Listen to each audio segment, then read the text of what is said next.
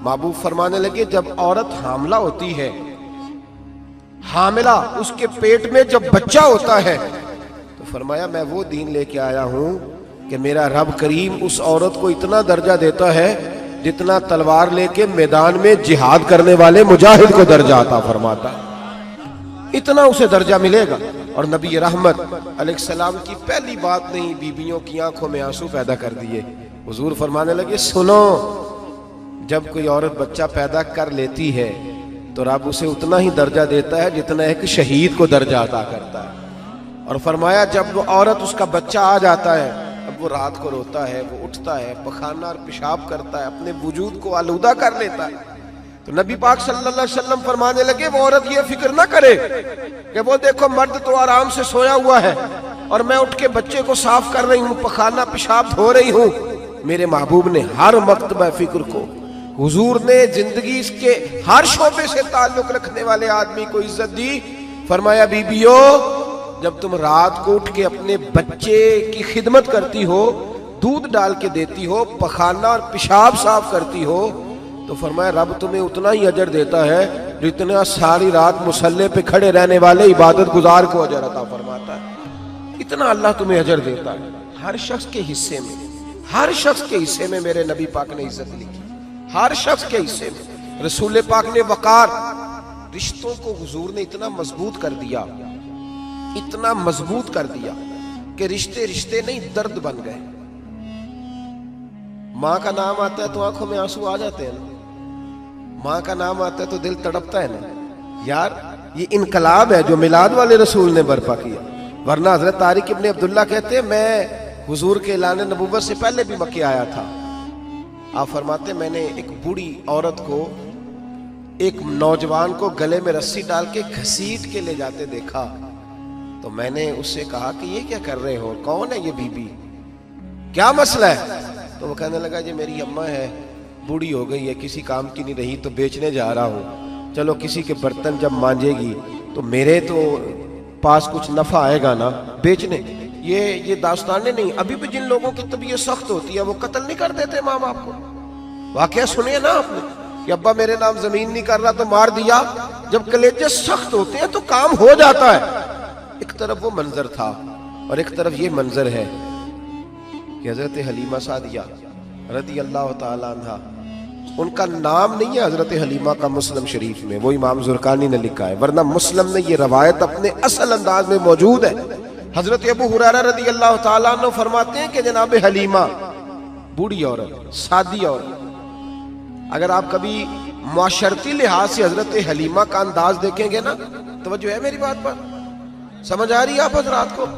جو ہمارا معاشرتی ماحول ہے نا، معاشرتی ماحول، تو حضرت حلیمہ سعدیہ رضی اللہ تعالیٰ عنہ کی حیثیت آج کے معاشرے میں اگر دیکھی جائے تو ایک آیا، بچوں کو پالنے والی آیا نہیں ہوتی، وہ آیا تھی۔ اسکول میں ایک آیا ہوتی ہے، جب بچہ چھوٹے ہمارے پرائیویٹ سکولز میں بچے جاتے ہیں تو عورت سنبھالتی ہے، دودھ ڈال دیتی ہے، کئی دفعہ فیڈر بھی پلا دیتی ہے، بچہ اگر پخانہ پیشاب کرتا ہے تو خدمت کرتی۔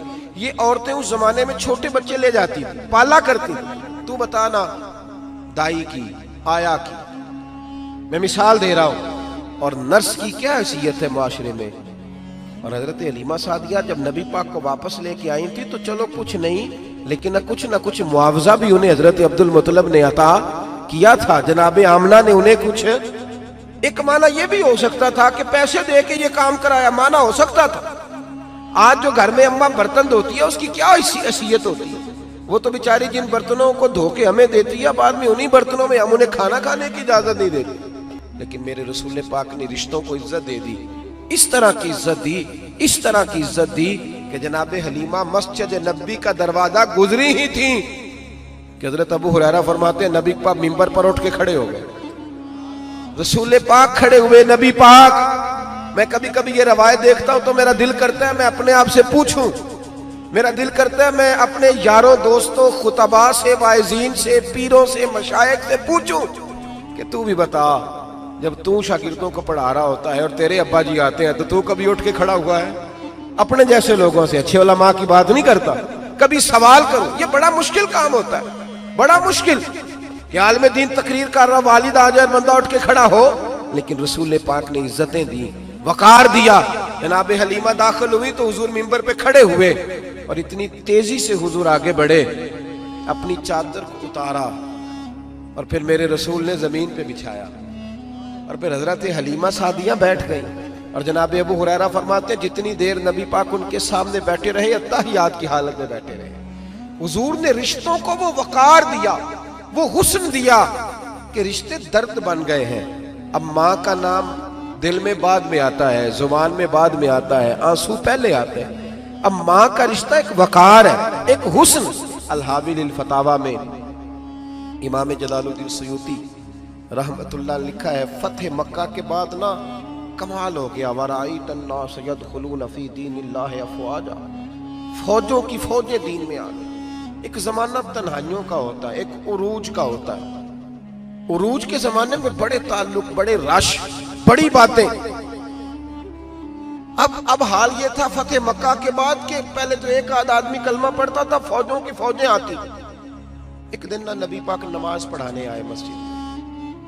मेरे नबी पाक सल्लल्लाहु अलैहि वसल्लम ने मस्जिद में आए तो मस्जिद खचा खच भरी हुई, गलियां भी भरी, 10,000 के करीब लोग मदीने में जमा है हुजूर के पीछे नमाज पढ़ने के लिए। पढ़िए सल्लल्लाहु अलैहि वसल्लम। नबी पाक सल्लल्लाहु अलैहि वसल्लम तशरीफ लाए ना, जैसे ही मस्जिद में दाखिल हुए तो 10,000 का मजमा उठ के खड़ा हो गया। हमारे लिए लोग खड़े होते हैं तो हमारी आंखें पुरनम नहीं होती, बल्कि हम अपना हक समझते हैं। हम कहते हैं इनका बनता है खड़े होना। हालांकि भाई दुनिया सब के लिए खड़ी नहीं होती। जब कोई खड़ा हो ना तो नजर झुक जानी चाहिए और तेरे दिल में ख्याल आना चाहिए कि या अल्लाह मुझ पे रहम ही रखना, ऐ अल्लाह मेरी पर्दा पोशी करना, या अल्लाह ये तेरी दी हुई इज्जत है, मेहरबानी कर, खुफिया तदबीर से महफूज फरमा। कि हमें एहसास नहीं होता इल्ला माशाअल्लाह। अल्लाह के महबूब दाखिल हुए तो 10,000 का मजमा खड़ा हो गया। 10,000 आदमी खड़ा हो तो एक कैफ बनता है। तो मेरे जैसा आदमी तो वेस्टकोट सीधी करने लग जाता है ना कि बड़ी शान है जनाब, कॉलर ठीक कर लो, दस्तार सीधी कर लो, क्या बात। इतने लोग भी कभी किसी के गाड़े के पीछे भागे, लेकिन नबी पाक का अंदाज क्या था? रसूल पाक की आंखों में आंसू आ गए। 10,000 आदमी खड़ा हुआ, हुजूर रो पड़े और इतना रोए कि जनाब अबू हुरैरा रदी अल्लाह ताला अन्हु फरमाते हैं कि मैंने नबी पाक के सीने से आवाज निकलती देखी। जब आदमी ज्यादा रोता है तो सीने से आवाज आती। हुजूर रोए कि सीने से आवाज आई। आप फरमाते हैं फिर हुजूर ने आंसू पूछे, फिर नमाज मुकम्मल हुई। जब लोग चले गए तो हज़रत अबू बकर सिद्दीक उठ के करीब गए, कहा या रसूल अल्लाह सल्लल्लाहु अलैहि वसल्लम, आज कोई वजह नहीं थी रोने की, आप आए हैं और रोना शुरू कर दिया। तो मेरे महबूब फरमाने लगे, आज जब मैंने अपनी वो शानें देखी, वो मकाम देखा, तो मुझे अपनी अम्मा की याद आ गई, माँ की याद। रिश्तों को वो इज्जत दी, वो वकार दिया, वो हुस्न दिया।